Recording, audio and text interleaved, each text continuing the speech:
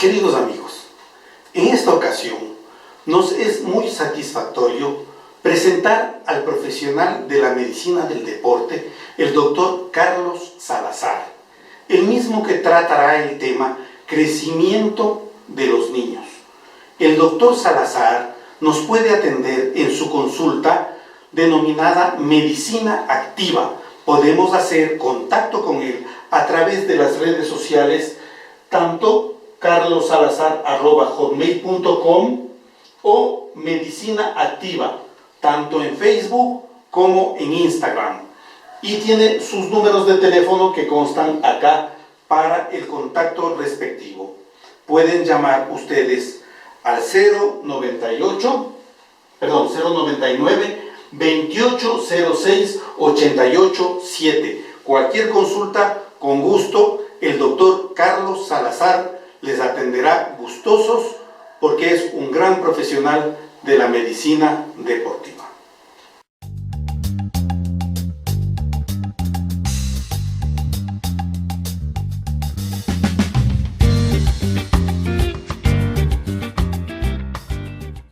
¿Qué tal? ¿Cómo están? Soy Carlos Salazar, médico deportólogo, en esta oportunidad trayendo a ustedes el tema crecimiento, desarrollo y madurez de los niños.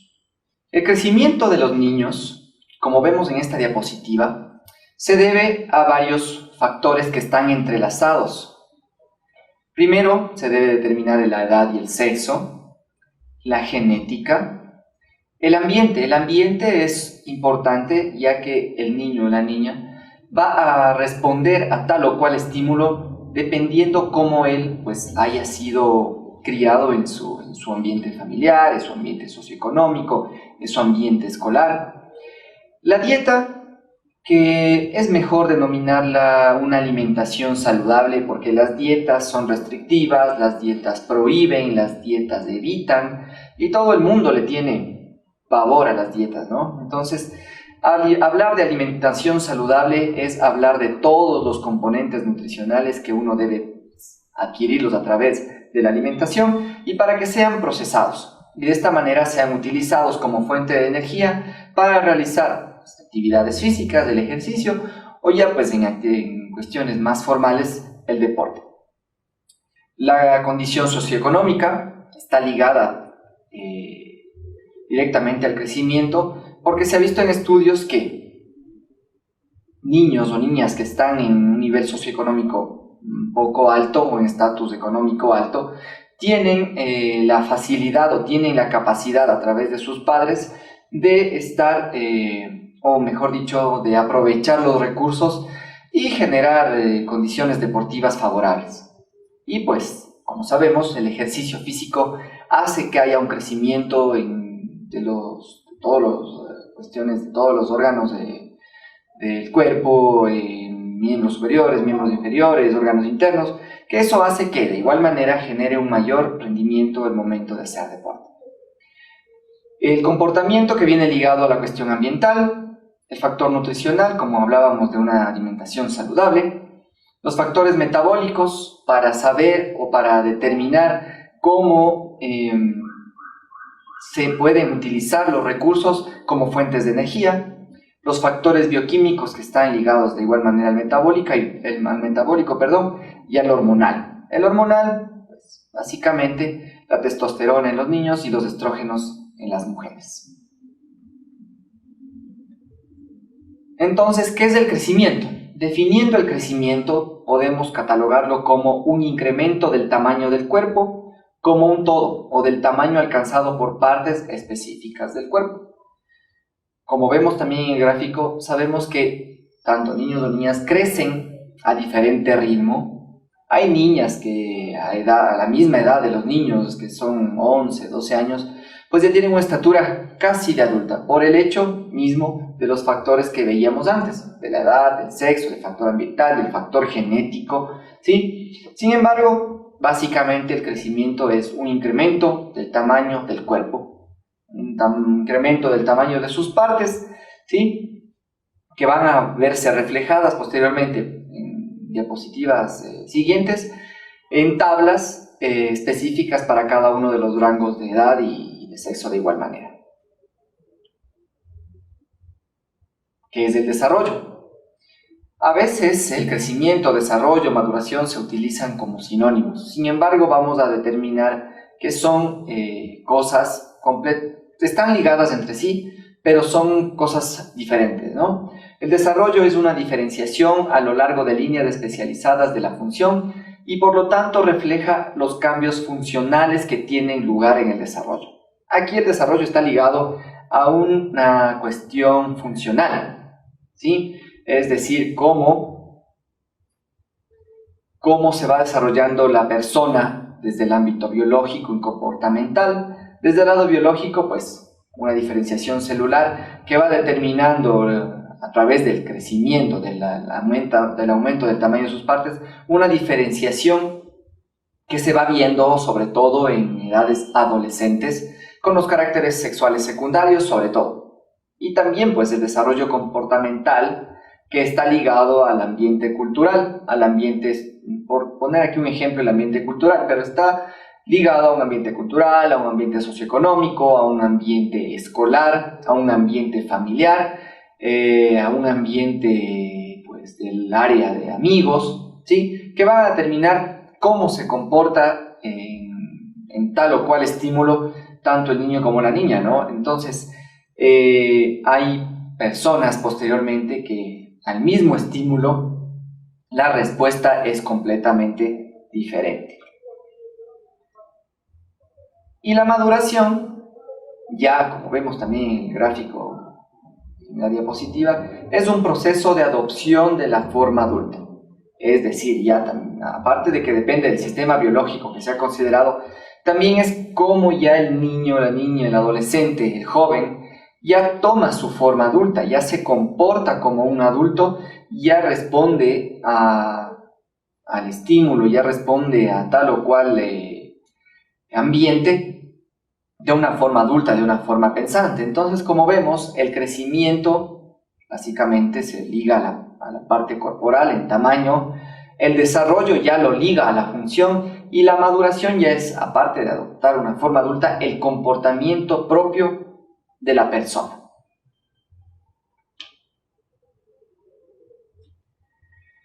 Hablando ya de lo que es el crecimiento, tenemos algunos tipos. Sin embargo, el que nos compete acá y por el área en la que nosotros laboramos, que es el área deportiva, el crecimiento somático, el crecimiento del cuerpo es el fundamental.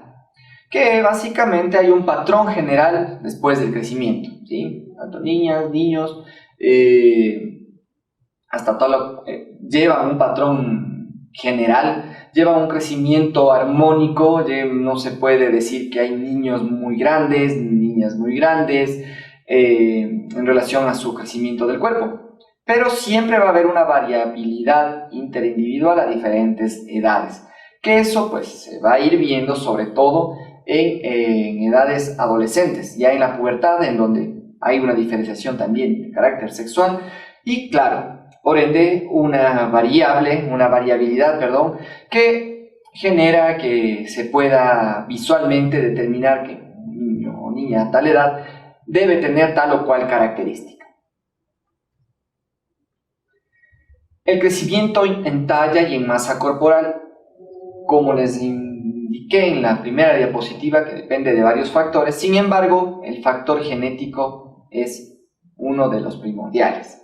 ¿Por qué? Porque va a determinar la talla adulta, va a determinar el ritmo de crecimiento, va a determinar la temporalidad también de este crecimiento, el desarrollo sexual, como les indicaba, el desarrollo sexual ya en edades adolescentes, en la pubertad, y también la maduración esquelética, la maduración del sistema osteoarticular, osteomuscular, ¿sí? Que está determinado, como les digo, por un factor genético, es decir, tanto mamá como papá contribuyen para que el producto, ¿sí? En este caso ya hablando de igual manera de los chicos, vaya a determinar todas estas variables que están acá. Y claro, en edades,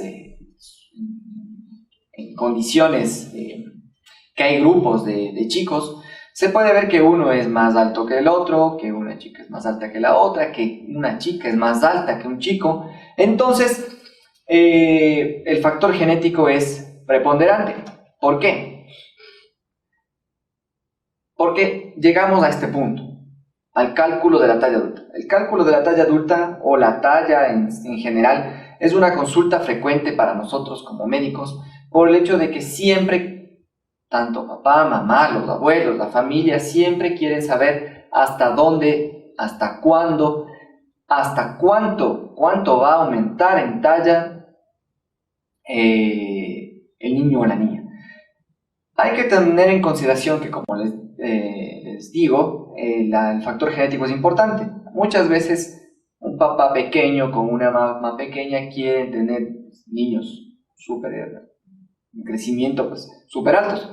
Sin embargo, y muchas veces también por el desconocimiento, ¿no? Porque tal vez el hijo de alguien en la familia, el hijo tal vez de un familiar cercano, de un amigo también, puede, al tener la misma edad, pues creen que el crecimiento va a ser pues, similar.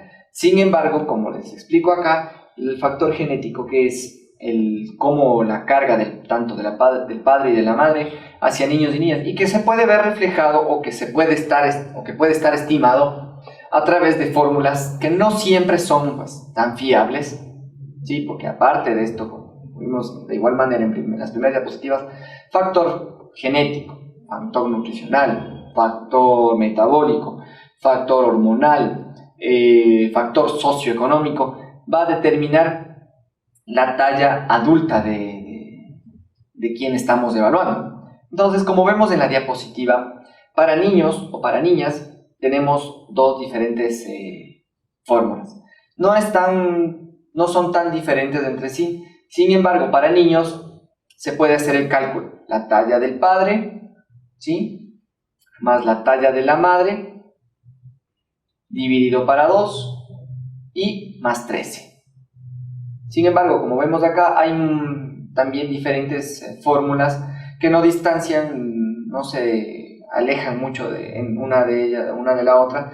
Y como está acá, pues la talla de la madre más 13, más la talla del padre, y todo eso dividido para 2. Y en niñas, la talla de la madre, la talla del padre, dividido para 2 y menos 13. ¿Sí? Por cuestiones genéticas, por cuestiones ancestrales, por todo lo que nosotros venimos cargando desde el lado del mestizaje y todo lo demás, se tiene que para los niños hay un promedio de más 13 centímetros y en las niñas un promedio, en este caso comparado con los niños, de menos 13 centímetros.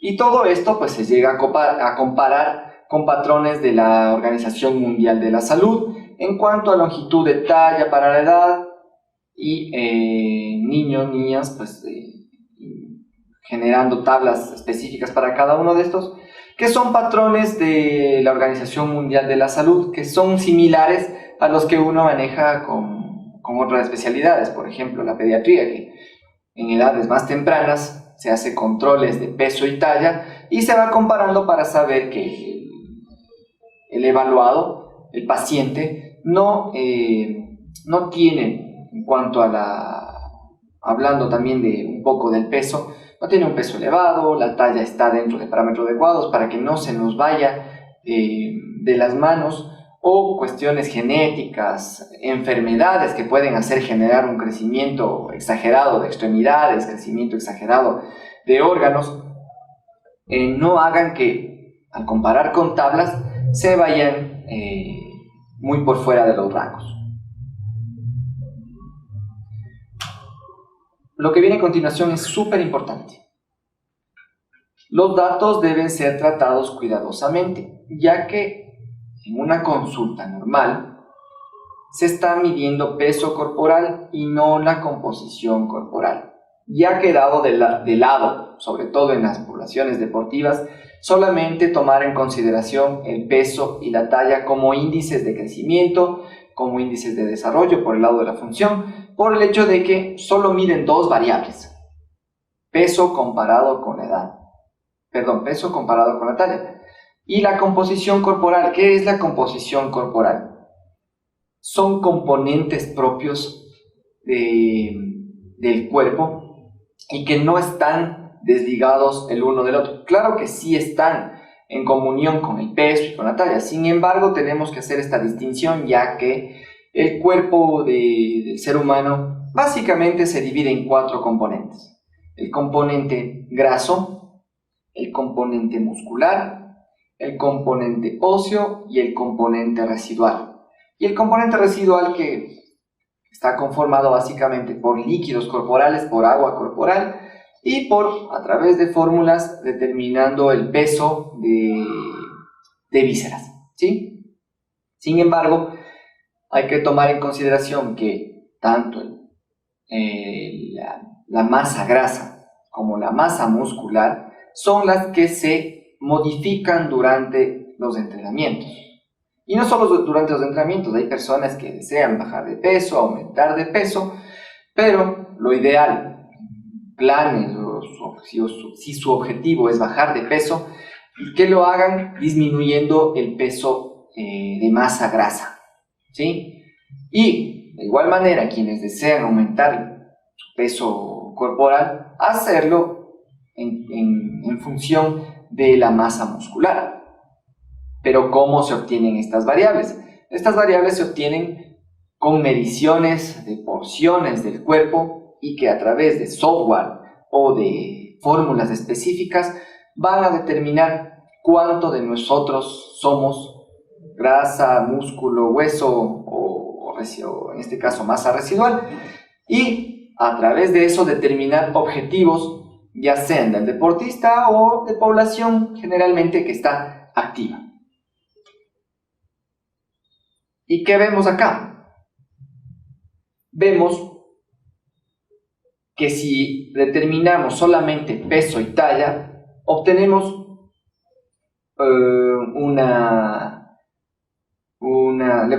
le catalogamos a la persona como dentro de un índice de masa corporal normal, de un preobeso o posteriormente ya obeso, dependiendo de los tipos 1, 2 y 3.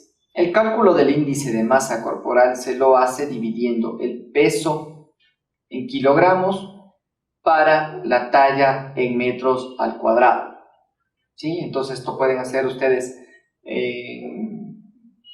un ejercicio dividiendo su peso en kilogramos para la talla en metros al cuadrado. Por ejemplo, en mi caso yo peso alrededor de 55 kilos y mido 1.7 metros, y eso, haciendo una relación, mi índice de masa corporal está alrededor de los 18.5, 19, que estaría catalogado como normal dentro de esta comparación. Sin embargo, ustedes de igual manera pueden hacer la evaluación propia o de personas cercanas, familiares, para hacer este ejercicio, ya que mientras más se realice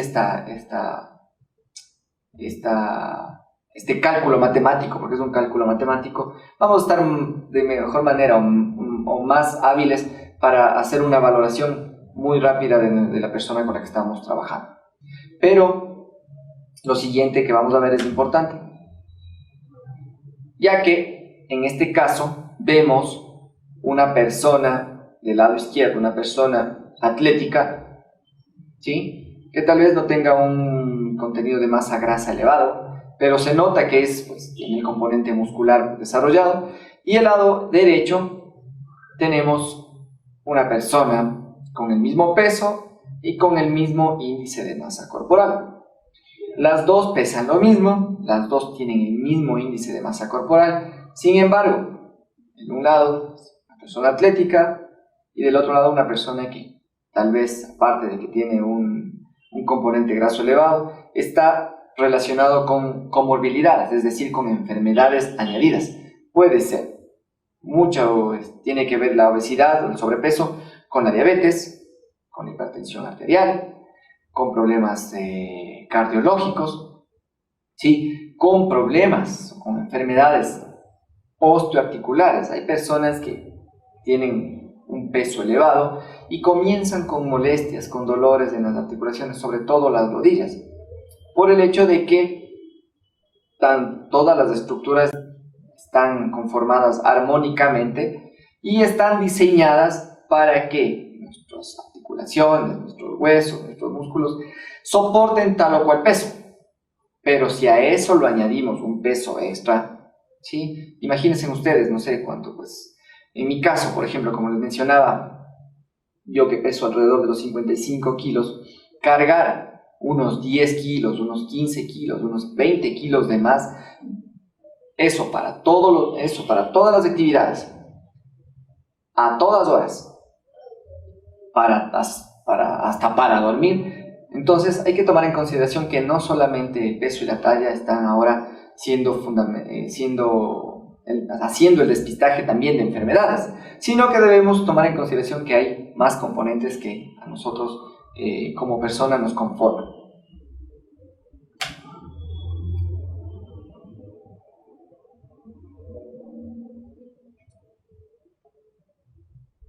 Como veíamos, las diferencias entre crecimiento y desarrollo también varían entre sexo y etnia.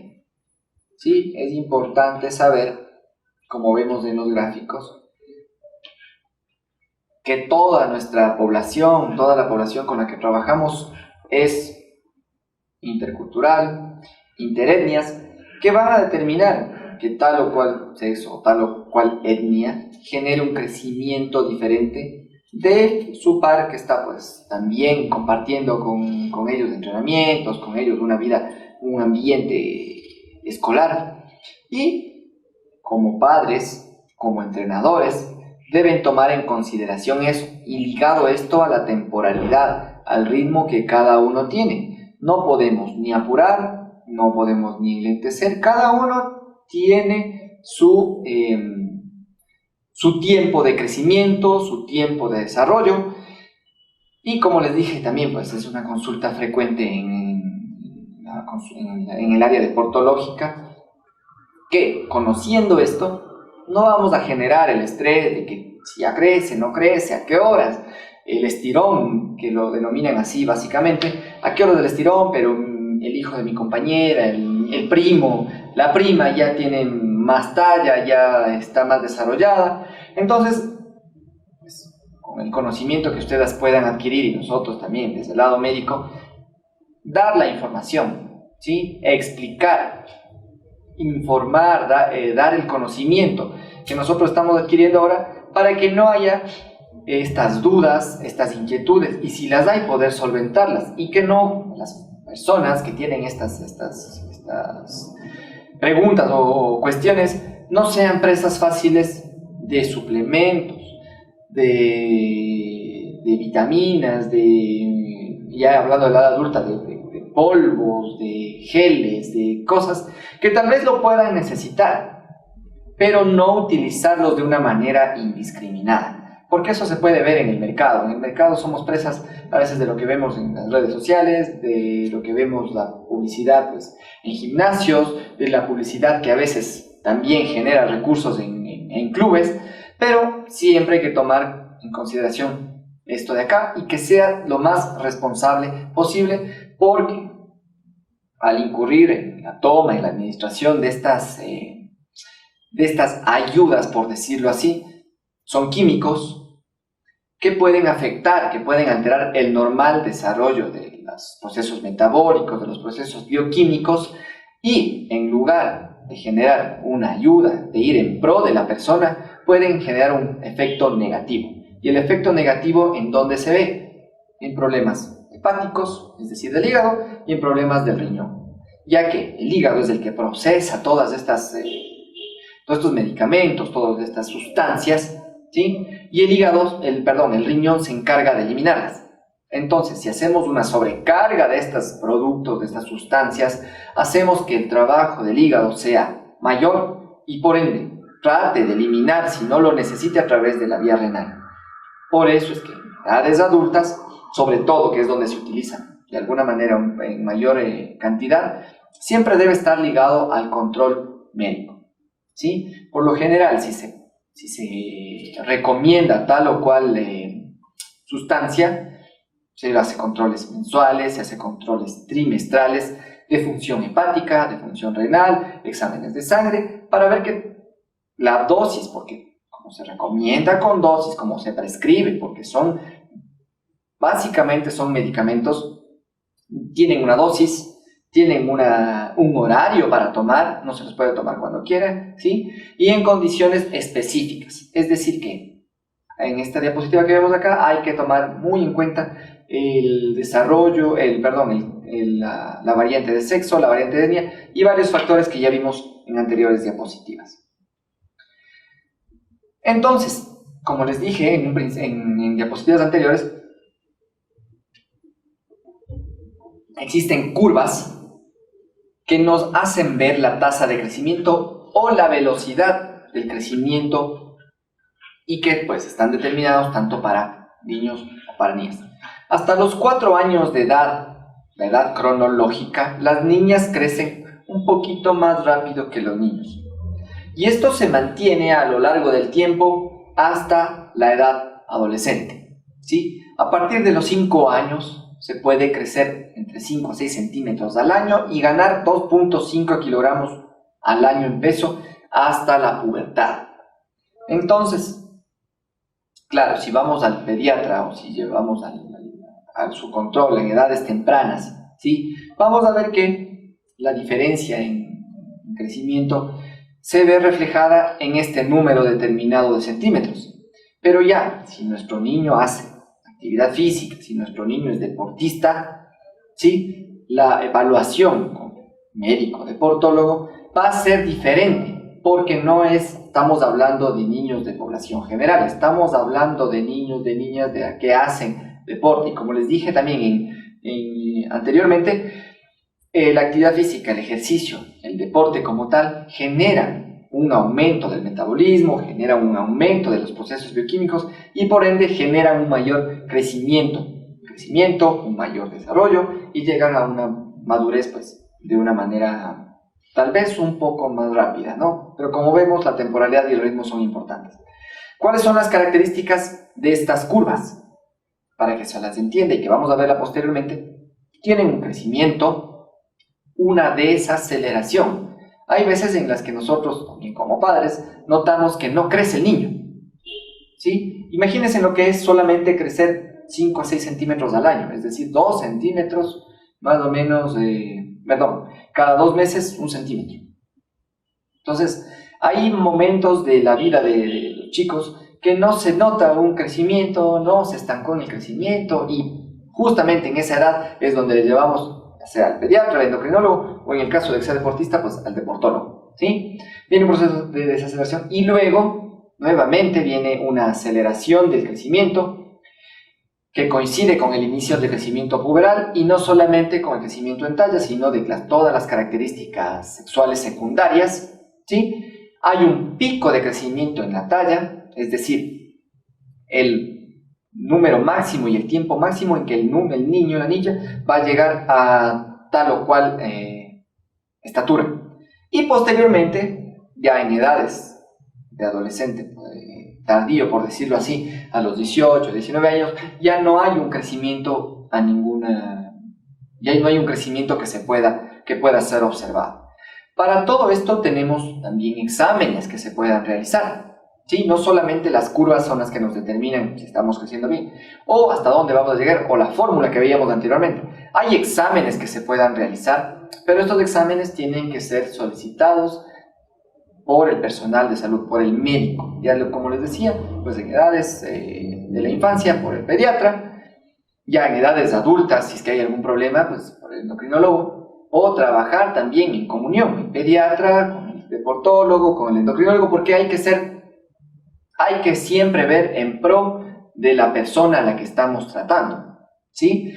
Porque muchas veces, y en el ámbito local, se deja de lado este trabajo multidisciplinario, interdisciplinario, o ya, pues, mucho más un trabajo con mejores resultados, un transdisciplinario, es decir, sentarnos todos los profesionales que estamos alrededor del niño y trabajar en pro de lo que necesitamos o de nuestros objetivos. Entonces, los exámenes, por ahí les dejo el dato, que son una placa de la mano izquierda, ¿sí? Para determinar edad ósea o determinación en sangre de la hormona de crecimiento, ¿sí? Entonces, eso manejarlo y saber a quién enviarlo y por qué enviarlo. Si tenemos la duda, se pueden realizar como rutina dentro no de los exámenes básicos, pero sí como una consulta específica con uno de estos especialistas que les acabo de indicar.